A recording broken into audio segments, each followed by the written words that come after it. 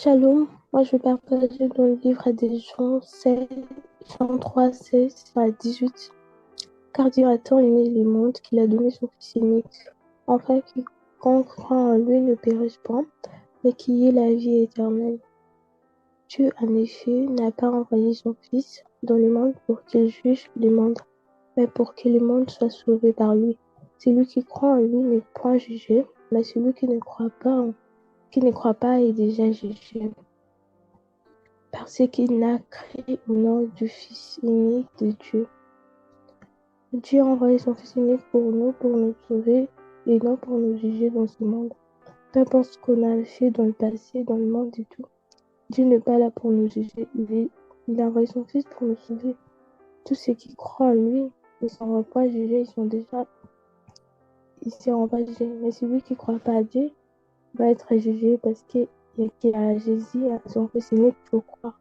Si tu ne crois pas à lui et qu'il croit à d'autres choses, tu acceptes pas Jésus dans ta vie, tu seras jugé. Donc on accepte Jésus et on croit à lui, à son Fils unique qu'il a envoyé pour nous, pour on ne soit pas jugé. Salut. Oui, donc moi shalom, shalom. Moi je vais partager, je vais parler de que laisser Dieu vous transformer radicalement. Donc la vraie transformation intérieure et extérieure est le fruit de la présence active. Parce que si nous laissons transformer, nous sommes là dans la prière. Nous devons laisser vraiment Dieu nous transformer. Nous disons que nous sommes chrétiens. Nous allons vraiment parler à Dieu qui nous transforme. Parce que les choses anciennes, par exemple, nous, tu buvais, tu étais alcoolique, tu étais, tu étais débauche, hein, tu faisais les pornographies, tu regardais les choses bizarres, tu violais les enfants. Tout ça, tu dois parler au Seigneur. Parce qu'il y a tellement de choses mauvaises. Parce que si tu ne changes pas radicalement, changer radicalement, vraiment, laisser Dieu te transformer radicalement. Vraiment, il va te transformer, il va te changer. Tu étais voleur, parce que ça, c'est les esprits, ça. C'est les mauvais esprits. Parce que tu t'envahis là-dedans, tu ne pourras rien faire. Hein? Vraiment, on va prendre acte. On va aller dans acte. On va prendre acte 8. On va lire le 8. Donc le 1 jusqu'à 3. Donc acte 8, je vais lire le 1 jusqu'à 3. Voilà, donc Saul avait donné son approbation à l'exécution d'Étienne. À partir de ce jour-là, une violente persécution se déchaîna contre l'Église qui était à Jérusalem. Tous les croyants se dispersèrent à travers la Judée et la Samarie, à l'exception des apôtres. Quelques hommes pieux enterrèrent Étienne et le pleurèrent beaucoup. Quant à Saul, il cherchait à détruire l'Église, allant de maison en maison pour en arracher les croyants, hommes et femmes, et les jeter en prison. Donc, on va continuer. On va continuer on va prendre acte 9. Acte 9. Donc, je vais lire le 1 jusqu'à 3 et jusqu'à 5. Seul, je lis la parole du Seigneur, seul qui ne pensait qu'à menacer et à tuer les disciples du Seigneur se rendit chez le grand prêtre et lui demanda des lettres de recommandation pour les synagogues de Damas. Ces lettres l'autorisaient s'il trouvait là-bas des hommes ou des femmes qui suivaient la voie du Seigneur, à les arrêter et à les amener à Jérusalem. Il se dirigeait donc vers Damas. Voilà. il se dirigeait vers Damas et approchait déjà de cette ville quand soudain il fut environné d'une lumière éclatante qui venait du ciel. Voilà, je vais continuer, hein. Donc, j'avais dit le 9, le un jusqu'au 3. Je vais continuer. Donc, 9, dans le 3, je vais continuer jusqu'à 5. Donc, oui, oui. Donc, la lumière éclatante qui venait du ciel. Il tomba à terre et entendit une voix qui lui disait, Saul, Saul, pourquoi me persécutes-tu? Qui es-tu, Seigneur? Demanda-t-il. La voix reprit, Je suis moi, Jésus, que tu persécutes. Voilà. Donc, c'est pour dire, c'est pour parler que, donc, il y a encore les autres versets quand il s'appelle Saul, hein, mais après, il ne s'appelle plus Saul. Il a transformé sa vie. Sa vie a changé parce que il a cru au Seigneur. Donc, donc sa vie a changé radicalement parce que Jésus nous change. Nous devons changer notre vie.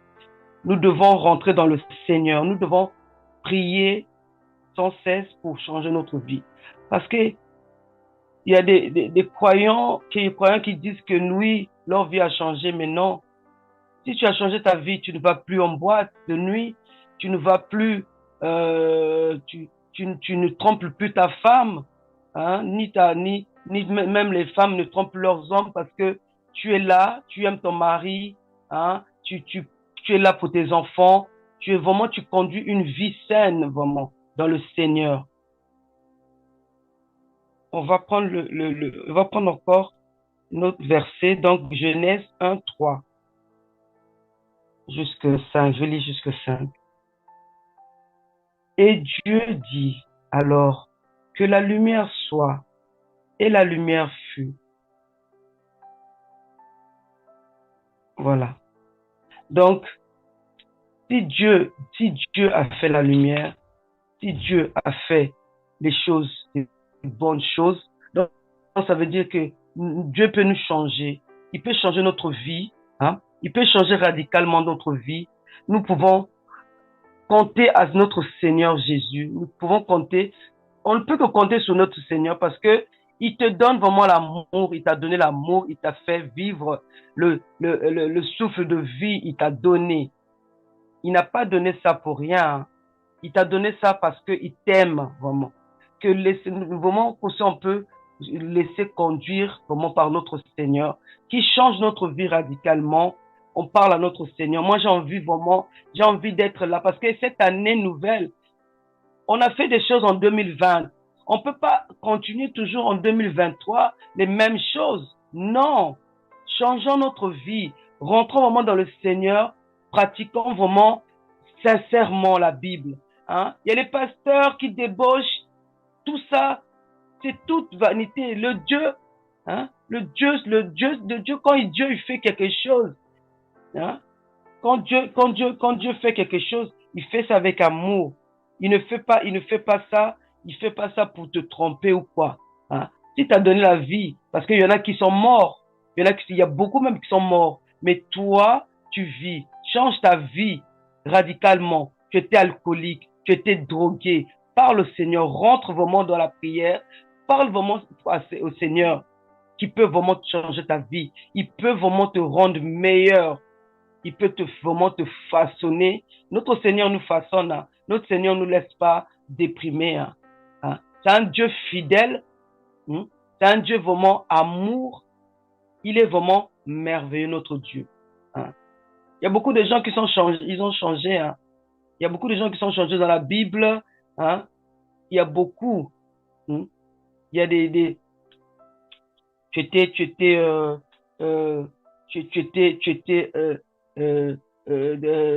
tu faisais des choses bizarres, méchant, tu étais méchant, tu avais un mauvais cœur, tu avais un mauvais cœur, mais tu peux changer, hein, Dieu peut te changer.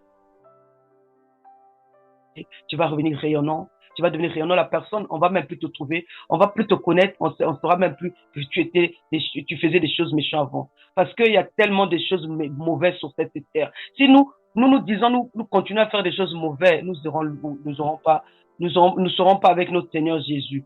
Regardons notre Seigneur, hein. Regardons notre Seigneur dans la Bible, il était toujours là, hein. On le crachait dessus, on l'insultait. Mais lui, il pensait pas ça. Lui, c'était son chemin, c'était de prier, hein, de nous rendre vraiment heureux, de parler à ses disciples, d'aller donner les nouvelles. Il était vraiment bon, notre Seigneur. Vraiment, continuons, hein, prions vraiment notre Seigneur qui nous change vraiment radicalement notre cœur, notre pensée négative, les choses méchantes, vraiment, ça peut plus arriver, quoi. Que notre Seigneur vraiment nous fortifie, nous donne vraiment la force de changer vraiment radicalement, de prier, de faire nos prières, vraiment de parler à notre Seigneur, d'être vraiment, vraiment dans la prière, quoi. Laissons l'alcool, laissons vraiment les drogues. Hein. Si tu es vraiment dans la drogue, parle au Seigneur, demande-lui sincèrement. Il va vraiment, il va vraiment t'aider parce que le Seigneur, il laisse pas, il abandonne pas ses enfants. Il est là toujours, amour, amour, amour, notre Seigneur. Voilà ce que je voulais dire aujourd'hui. Comment pour nos frères et sœurs, hein, laissez Dieu vous transformer radicalement. Si c'est vraiment ça le but que vous voulez vraiment, le Seigneur va le faire. Il va le faire avec amour parce que il y a beaucoup de gens qui ont changé dans la Bible. Hein. Je connais pas j'ai oublié les noms, mais il y a David, il y a euh, Jean, il y a beaucoup qui ont changé dans la Bible. J'ai oublié les versets, mais il y a beaucoup qui ont changé dans la Bible. Ils ont changé leur vie. Hein. Ils ont changé, ils ont connu Jésus-Christ. Jésus-Christ, il a changé leur vie. Ils étaient plus les gens qui étaient avant. Ils ont eu un cœur pur. Ils ont eu un cœur pur, donc ils commençaient à prier, à prédiquer, donner des paroles. Donc, prions, prions, prions, prions vraiment pour le Seigneur. Si tu as envie de changer, si tu as envie vraiment que le Seigneur change ta vie, le Seigneur va te changer. Il faut le faire avec amour, il faut le faire avec foi. Il faut vraiment le dire que non, moi j'étais alcoolique, non, moi j'étais dans la drogue, moi je volais les femmes d'autrui, je volais les maris d'autrui. J'ai envie que le Seigneur me change. J'ai envie d'avoir à mon mari, j'ai envie vraiment avoir un cœur, j'ai envie Seigneur, j'ai envie que tu me changes. J'ai envie, Seigneur, je ne veux plus, je ne veux plus, je ne veux plus faire des choses que je faisais avant. Parce que cette année, Seigneur, cette nouvelle année, j'ai envie de changer. J'ai envie vraiment, Seigneur, que tu prennes ma vie vraiment. Hein, Seigneur, change-moi. Hein. Saul a changé sa vie. Il s'appelait Saul, il est devenu Paul. Hein. Il commence à servir le Seigneur. Pourquoi pas nous? Pourquoi pas toi? Hein. Change ta vie radicalement, vraiment. Rentre vraiment dans la prière où tu vas voir vraiment, oh, tu vas embellir, tu vas être bien vraiment dans le Seigneur. Voilà, c'est ce que je voulais dire. Amen, amen. Amen. Mm. Gloire à Dieu. Ok, je vais aussi partager. Donc, on va prendre Romains 8, verset 33. Donc, je vais lire jusqu'à 34. Je vais lire, hein, que Jésus-Christ sont sur sa parole. Qui accusera les élus de Dieu? C'est Dieu qui justifie. 34. Qui les condamnera? Christ est mort. Bien plus, il est ressuscité. Il est à la droite de Dieu et il intercède pour nous. Voilà, donc ici, nous retenons que Jésus-Christ, notre Seigneur et Sauveur, Jésus-Christ, notre Seigneur et Sauveur, il est mort, oui, il est ressuscité le troisième jour et aujourd'hui, il est assis à la droite du Père, intercédant pour nous. Donc ça, c'est vraiment c'est une assurance que Jésus-Christ intercède pour nous au ciel. Alors, prenons un autre verset. Nous allons prendre Luc 22, versets 31 à 32. Le Seigneur dit, Simon, Simon, Satan vous a réclamé pour vous cribler comme le froment. Mais j'ai prié pour toi.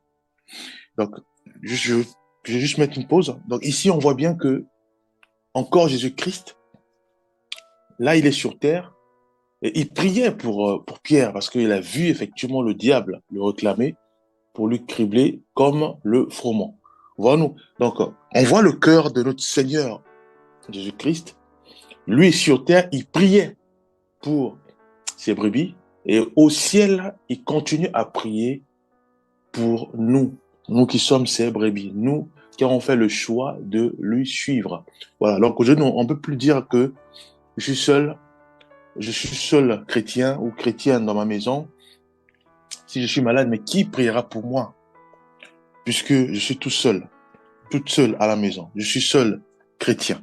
Qui priera pour moi? Donc ici, nous avons la garantie, nous avons l'assurance que Jésus-Christ, il est assis à la droite du Père, hein, d'après Romains 8, et il intercède pour nous, nuit et jour. Il prie pour nous.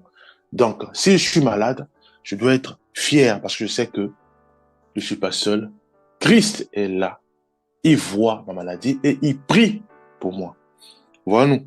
Donc, si je suis dans les difficultés, je suis dans un quartier qui est difficile, je dois être sûr et avoir la certitude que Jésus-Christ prie pour moi. Si je suis dans un quartier où il y a trop de la violence, je dois être sûr que Christ prie pour moi. Voilà. Et on continue. On continue. Et après, il dit, afin que ta foi ne défaille point. Voilà. Mais j'ai prié pour toi afin que ta foi ne défaille point. Et toi, quand tu seras converti, affermis tes frères. Voilà.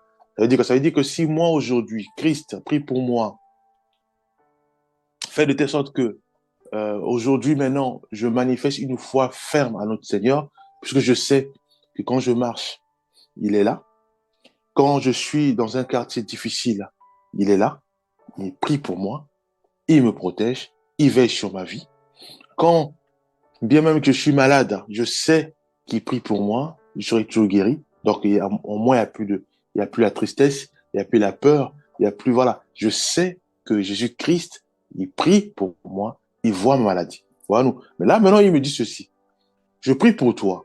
J'investis pour toi dans mes prières. Je parle de Jésus-Christ. Hein. Maintenant, moi, ce que je veux, c'est que tu puisses affermer tes frères. Voilà nous. Donc, tu puisses affermer tes sœurs. Tu puisses affermer ton père s'il n'est pas chrétien ou si il est dans l'abattement, dans le découragement. Voilà. Donc, toi qui as la connaissance de la parole de Dieu, qui a la connaissance, voilà, de l'enseignement sur l'abattement, comment faire pour encourager, à ce moment-là, Dieu attend de nous aussi que nous puissions, de la même manière que nous avons appris de lui, que nous puissions aussi servir les autres, servir mon père, ma mère, mes sœurs, les membres de ma famille. Voilà nous. Maintenant après, si aujourd'hui, Jésus-Christ m'a fait grâce, aujourd'hui, toute ma famille prie, toute ma famille, voilà, marche dans la fidélité, dans l'intégrité au Seigneur ou à l'obéissance à la parole du Seigneur, à ce moment-là, je ne vais pas m'arrêter là. Mais non, je sors de ma maison, je regarde soit mon appartement, je vois l'appartement là où je suis, je vois par exemple si c'est des maisons, donc je vois un peu mon quartier là où je suis, des maisons qui sont un peu là, soit c'est les lotissements, où je vois ma cité. La cité c'est quoi? Ça peut être des 2 ou 3 buildings, hein, ou des appartements, il y a du monde. Voilà, nous, donc, on va dire c'est des voisins. Je sors un peu, je regarde. Maintenant, je prie pour tous ceux et celles qui vivent dans ces appartements, dans cette cité, dans ce quartier. Je prie pour eux aussi, pour que Dieu aussi les visite comme il a visité toute ma famille. Puisque toute ma famille prie maintenant. Voilà, nous. Maintenant, si ma cité ou mon quartier, il y a des gangs, il y a ceux qui vendent la drogue, il y a la violence. Je dois avoir en tête que Jésus-Christ, il prie pour moi. Je ne suis pas seul. Voilà nous. Jésus-Christ est à côté de moi. Il fera tout pour me faire sortir si je suis en prison. Il fera tout dans les prières pour me fortifier afin que effectivement je puisse, dans les stratégies que le Saint-Esprit va me donner, je puisse véhiculer sa parole dans toute ma cité. Le but, c'est quoi? C'est de voir un changement, comme a dit notre sœur Tyrell, un changement radical de ma cité. Si ma cité s'était remplie de la vente des drogues, mais je veux absolument voir un grand changement. Pour cela, je m'appuie sur Christ. Je sais qu'il est avec moi. Je véhicule sa parole, soit par des chants dans le quartier, les chants chrétiens, soit par les stratégies que le Saint-Esprit seul va nous donner, de manière à ce que nous puissions témoigner, de voir que toute ma cité ou tout mon quartier part du Seigneur et tout ce qui est drogue a été totalement enterré, ou jeté, ou n'existe plus. Voilà, nous prenons un verset. Donc c'est Jean 21, versets 15 à 17. Je vais lire. Après qu'il eut mangé, Jésus dit à Simon-Pierre, Simon, fils de Jonas, m'aimes-tu plus que ne m'aime ceci? Il lui répondit, oui, Seigneur, tu sais que je t'aime. Jésus lui dit, paie mes agneaux. Il lui dit une seconde fois, Simon, fils de Jonas, m'aimes-tu? Pierre lui répondit, oui, Seigneur, tu sais que je t'aime. Jésus lui dit, paie mes brebis. Il lui dit pour la troisième fois, Simon, fils de Jonas, m'aimes-tu? Pierre fut attristé de ce qu'il lui avait dit pour la troisième fois, m'aimes-tu? Et lui répondit, Seigneur, tu sais toutes choses. Tu sais que je t'aime. Je lui dis, paie mes brebis. Voilà, nous, ce que Dieu attend de nous. Il ne demande pas grand-chose. Il sait aujourd'hui qu'il est fidèle, puisqu'il prie pour nous. Il est avec nous jusqu'à la fin du monde. C'est ce qu'il a dit dans sa parole. Je serai avec vous jusqu'à la fin du monde. Voilà, nous.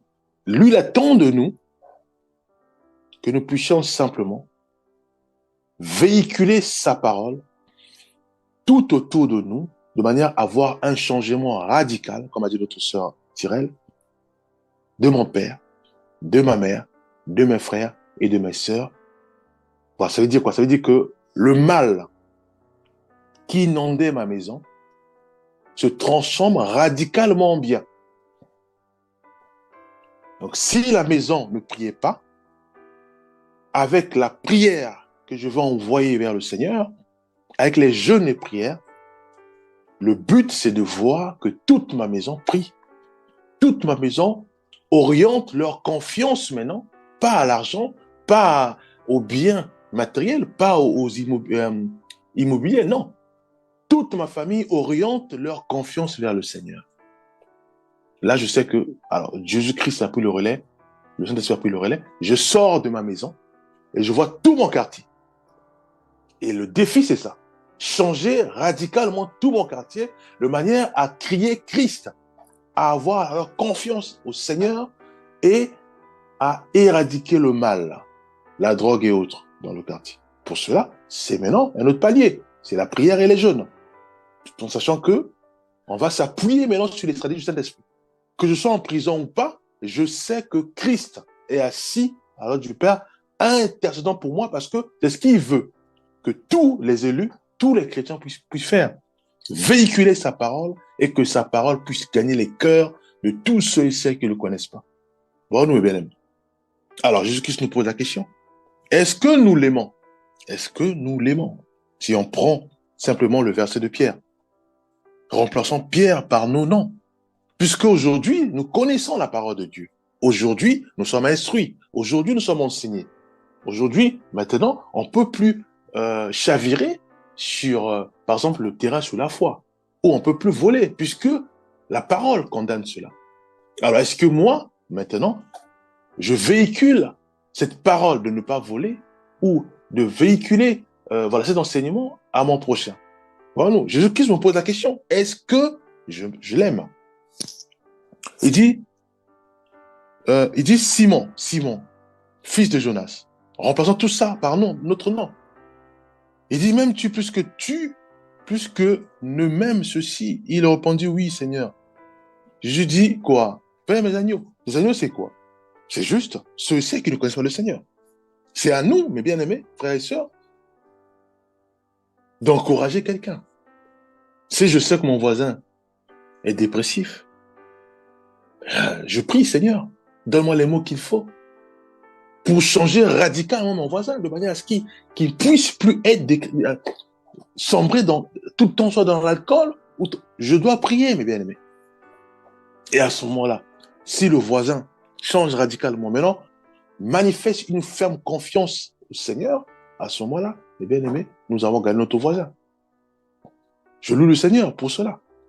Et le but, c'est le quartier, puisque la maison a été déjà gagnée à Christ. Maintenant, c'est le quartier. Et là, mes bien-aimés, nous devons nous appuyer sur le Saint-Esprit. Nous devons maintenant prier, Seigneur, oriente-nous, guide-nous, quelle stratégie mettre en place, quelle porte toucher, de manière à ce que, à travers ce frère, cette sœur, toute la cité soit gagnée à Christ. Voilà ce que je tenais aussi à partager. On va prier. Père, nous remettons entre ta main nos vies. Fais-nous grâce, Père, de marcher dans la fidélité, dans l'intégrité et dans la sanctification. Aide-nous, Père, vraiment, à ne pas chavirer. Aide-nous à avoir nos regards fixés vers toi et à trouver digne à tes yeux. Au nom puissant de Jésus-Christ, nous avons ici prié. Amen.